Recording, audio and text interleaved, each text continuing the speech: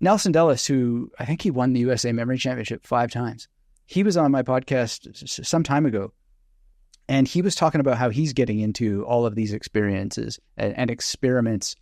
And, you know, I gave him the challenge, you know, like if it's really going to work, then get rich and get so rich that you're going to fund the charity that cures cancer or what have you.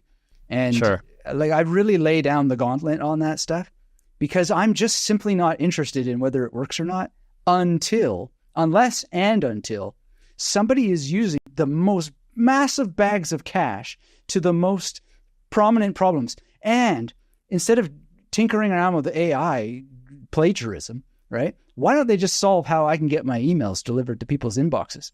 Like, it's just like so much of the human imagination is being directed to what? Like, why aren't we solving just simple stuff instead of all this endless fantasy stuff? Speaking of being caught in the dream, right? So sorry if I have like this very, very high standard, but I just don't, I wonder why others don't.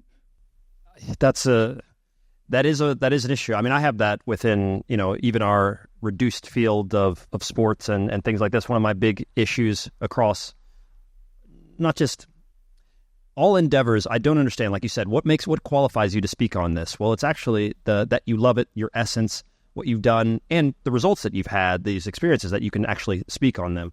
What we have now in today's society is that if I wanted to start talking as a memory expert, I would just name my YouTube channel Memory Expert Will John. I would start rambling. I don't know what I'm talking about. And I can build up a following. And that following, that number then qualifies me. And I see that across all endeavors. The issue I have personally is that people would do a much better and have much more fun. They would get better quicker. They would understand the concept if they followed you and not me.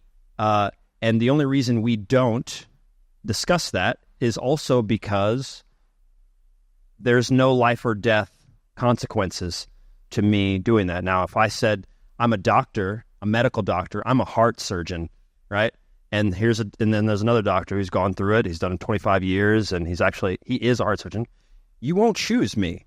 You won't choose me. You won't choose me, the guy who's not done heart surgery, because I'm going to kill you. And that's clear. And so the same thought process can be given to an endeavor that you want to do. It's not to say that everyone needs to be a 5-time memory champion or even close to what you are capable of doing.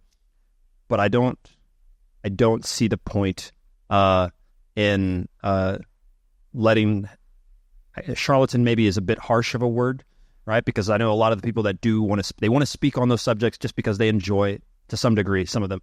But it does cross a line when I start saying, this is the method that you have to use to do memory stuff. And I can't do it myself. You know, Alan Watts had a translator. I think his name was 𝗪𝗪𝗪.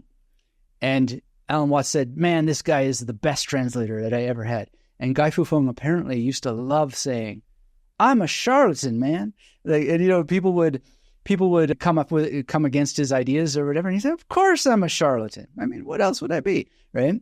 And I mean, I think these are part of the problems that we have. Like, yes, you can get vanity metrics that make you seem like the experts and so forth. And then, you know, the musician's musician or the actor's actor or whatever is all in clouds of obscurity because they just don't hit the sexy button enough and all that sort of stuff. But these are the areas where I'm tempted. I don't go that far, but they're where I'm tempted to believe that maybe there's some kind of force or God behind all of these things. Because it is weird that someone like myself, I had a history of writing very long documents. I had a history of academic publications.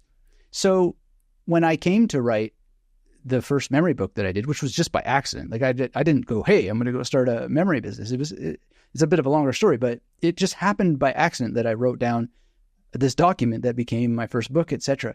Those things tempt me to think, oh, maybe there is some guiding purpose behind it, because it was preparation meeting opportunity, essentially. And then, you know, there are ceilings, but technically there's been no ceiling as such. But I think if we were to go back to Bruno would say, give your head a shake, right? Because if the universe is infinite right? Then whatever it is that's happening now is building itself out of itself.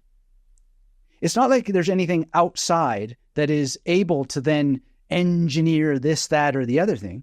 As Nietzsche says, beware of mechanizing or humanizing any of this, right? Because where would the universe grow, Nietzsche asks? What would it eat? That's literally what he has. What would it eat? Yeah. And it's just, we constantly want to have this image, which, you have to ask psychologists, like, why do we want this? Some people call it the big other in Lacanian psychoanalysis, for example. So you want to create a master to offset your responsibility for mastering yourself. And even when you master yourself, you want to relegate the responsibility to some external force, right? Because it's too horrifying to think that you could have done it on your own, because that's evidence of the absence of another.